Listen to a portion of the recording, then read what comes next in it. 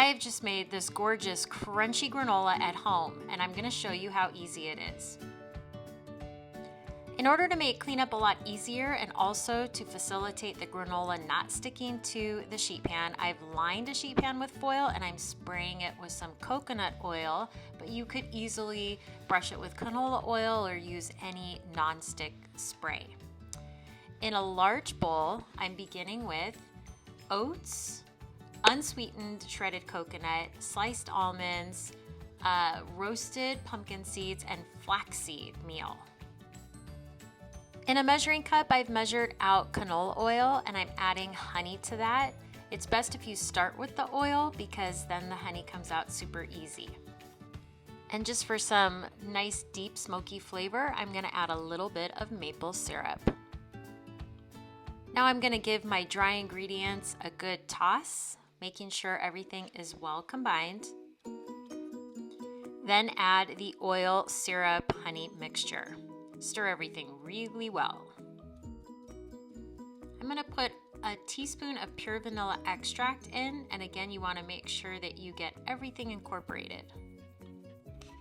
Now it's time for some cinnamon and a little bit of kosher salt, but you could easily put in pumpkin pie spice. That would make this granola even more flavorful. Give everything a good toss, making sure that all of the oats, all the nuts, and all of the coconut are coated with oil. That's really important, otherwise you'll have a dry granola. Your oven should be preheated to 350 degrees. Now it's time to put all that granola mixture onto the sheet pan, and it's really important that you flatten it out and you want to make it as thin of a layer as possible. Otherwise, if the layer's too thick, then it doesn't crunch up and it will be soggy at certain spots and crunchy in others. So spread it out really well. After baking for 15 minutes at 350, I stir the granola around, making sure that it's not sticking to the foil. And then I flatten it, bake it for another 15 minutes at 300 degrees. So it's important that you lower the temperature, otherwise you're gonna burn your coconut and the nuts. And then I just leave the oven door closed. I turn the oven off and I leave it in the oven for another 15 minutes to make sure it gets nice and crunchy. I've let the mixture cool a bit so I can handle it, and I'm just using a spatula to get all those pieces off the foil.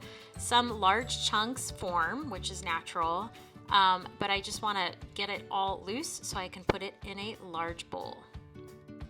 While the granola continues to cool, I'm going to put in mix-ins. I'm just using what I happen to have on hand, but you could put in any kind of dried fruit combinations. You could put in some crystallized ginger, you could put in orange peel, you could put in dried apricots. I am putting in some dates, pitted dates, and I'm cutting them really small because I don't want to have big chunks of dried fruit in the granola. I'm also going to put in some dried cherries. And because those tend to be a little bit larger than a standard raisin, I'm also going to chop those a little bit. You could put in raisins, you could put cranberries in. Really, sky's the limit with the dried fruit. Now I'm adding some cashews. It's best to use unsalted nuts if you're adding nuts in at this point, because you don't want your granola to be too salty, because then that kind of tastes weird when you're eating it as a breakfast cereal or putting it over yogurt. So these are unsalted cashews, but you could put in pecans. You could also use almonds, but since we already used almonds, I thought cashews would be a nice addition. Now that I have all of my chopped cashews and my dried cherries, and I added some more chopped dates, I'm gonna give everything a good mix. When it has fully cooled, you wanna put this in an airtight container or some jars, and you wanna keep this in your pantry.